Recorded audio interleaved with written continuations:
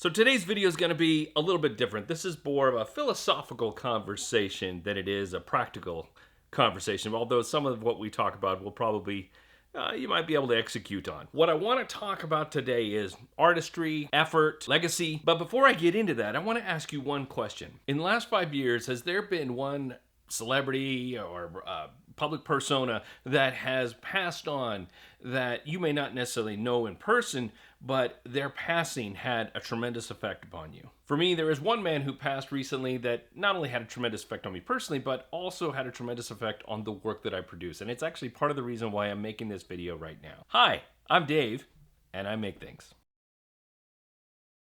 What's going on, gang?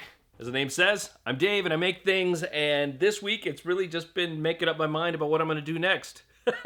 That's actually not a joke. It's actually the real thing. The whole past week was spring break. I was spending time with my family. We went on a small little trip up north to Northern California, and we had a good time, and I didn't do a whole lot of work. But I also spent a lot of time thinking about the work, and it kind of had me in a little bit of a weird spot. But I think I'm coming out of that strange place because I've had a little bit of an angel, maybe even a little bit of a devil sitting on my shoulder, kind of telling me that, hey, Dave, you're on the right path. And before I go on and talk about that angel, what I'd like to know is, who was the angel on your shoulder? Go down to the comments below and leave me a comment to tell me who it is that made a major impact on your life and kind of changed who you were as a person. Maybe you had that, maybe you didn't, but if you did, go down to the comments below and tell me. What I want to talk to you guys about first is the title of this particular video. There are a tremendous amount of people on YouTube using similar titles on their description because they know that those words, maybe not exactly how I used it, but the idea of your first $1,000 a month is a trigger for somebody. It's like, that's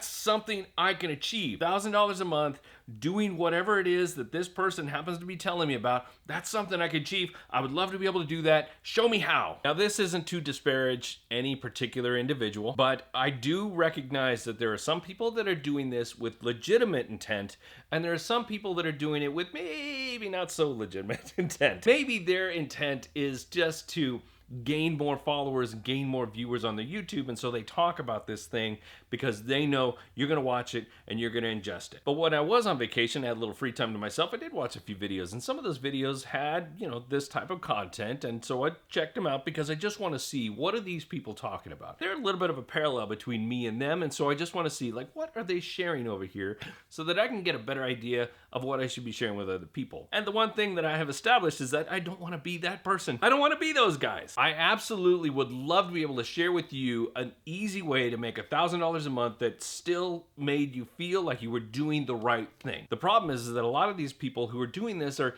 sharing it in a way that is like, oh man, I just don't think I could ever work that way. Maybe it works for them, but it just doesn't work for me. And the reason I say that is because I just care too much. If I really bring this home, I want to talk to you guys about print on demand and the realities of that situation. Some people have checked into my videos, not just on this channel, but my other channel, to understand more about print on demand and how they can use that as a little bit of sideline cash, a little side hustle per se. Print on demand as a side hustle or even a main hustle, it's definitely doable. You can make some serious income doing it. But depending on what it is that you want to put out into the world, you're going to have to weigh the difference between quantity versus quality. They put out these videos understanding that they are leaning more into the quantity side of things and not so much into the quality side of things. If we're talking about Amazon's KDP, where you're putting out low content journals or any kind of books like that, and you just want to push stuff out, okay, but is that going to sustain you for the long term, or is that going to burn you out? Want to churn out $1,000 a month on Redbubble, Society6, or one of these other platforms?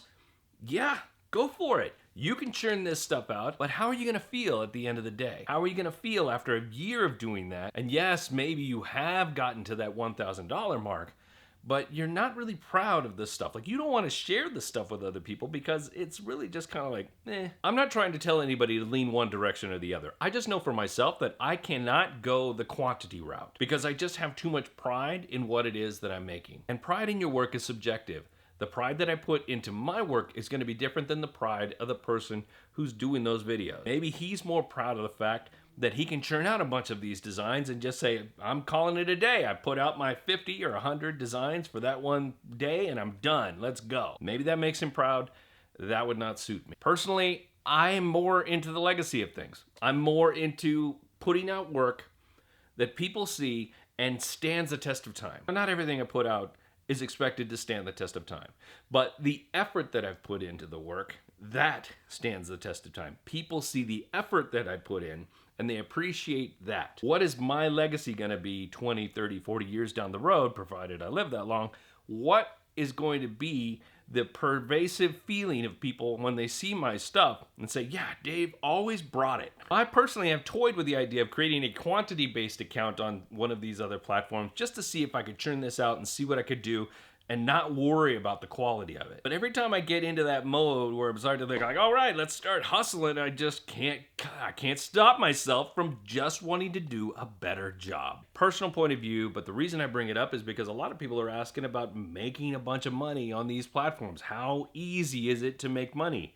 And I keep telling people that's the wrong question. Some of the right questions to ask are you going to be proud of the work that you produce? Is it going to make you happy by doing it? Are you okay with spending a lot of time doing what you need to do to get to that point? If you're compelled by the quantity approach, are you going to be able to sustain that kind of momentum? And if you're like me and you need to take the quality approach, are you willing to stick to it long enough to actually see the returns? Because it's going to take a lot longer. Personally, I am more interested in the artistry than the revenue. Yeah, I would love to make $1 bazillion off of what I'm doing, but not at the expense of the quality of the work that I'm putting out. Before you jump on Etsy or Redbubble or Society6 or Printful or Amazon KDP or Amazon Merch, before you jump into any of these platforms, you better start asking yourself these questions, because they're going to come to a head at some point. And I can guarantee that if you haven't had this conversation with yourself by the time you get to that point where you start to question your whole approach, well, you might not like the results. So now here's the point in the video where I probably shoot myself in the foot and a lot of people bounce. If you're looking for the quick fix, if you're looking for that quantity approach, this is the wrong channel. Go follow Chris Raydog. Go follow Passive Owl. Go follow any of these people that talk about this other stuff like that. Again, not disparaging these people. If that's their approach and that's the way they want to do it, more power to them. It's just not how I roll. But if you're in it for the art, well then, hey, stick around, because I've got a lot of content planned. We're going to be talking about that whole process. Now to the conversation about the celebrity who made the biggest impact on my life, the one that truly made me understand what artistry is about. And that gentleman would be Anthony Bourdain. You may or may not know much about Anthony Bourdain, but I can tell you right now that he is a man that has, he's not afraid to express his point of view. But at the same time, he's also really good about calling himself out when he comes back to something he's said in the past and said, you know what, I was wrong about that. I know I keep speaking to him like he's actually still around, and it's like, I guess it's just because that's the way. I hope that he will always stick around, at least up here in my head, because the one thing that I truly appreciate about Anthony is that his artistry wasn't in his cooking. But why would Anthony Bourdain be the most influential person to me when, number one, I don't talk about food or write about food or even color. I don't even draw pictures of food. And he obviously didn't make any art other than maybe something that might have been really pretty on a plate. No, Anthony Bourdain's artistry is in his words. But what I found most compelling about Anthony is that here was an exceptional chef. Maybe he wasn't top 100 chef in America, but he was good enough and he appreciated food enough to be proud of the work that he put out when he was cooking. But what he recognized early on is that his true artistry were the words coming out of his mouth. Recently started listening to the audiobook version of his last book, which was called Medium Rare. And listening to him orate his own book is, it's a treat in itself. It is true art. The man has color and vibrancy in his words that are just unmatched by pretty much any other food writer I've ever seen. And he doesn't just write about food, he writes about lots of things. And so by looking at him and recognizing that he knew what his true artistry was, to go out and storytell around the stuff that he loved, it inspires me. Listening to his words inspires me more than anything else on this planet. And again, that's why I'm talking to you about this right now. Now, I don't have some overarching moral objective with talking about Anthony Bourdain and telling you about how it applies to all the stuff that we just talked about. I just know that I have this figure that I look to whenever I have these moments where I question what I am, who I am, what kind of work am I doing. I know that I can look to Anthony and I can say, that's the goal. Except for the part where I am found by my best friend in a European hotel room after I have asphyxiated myself to death.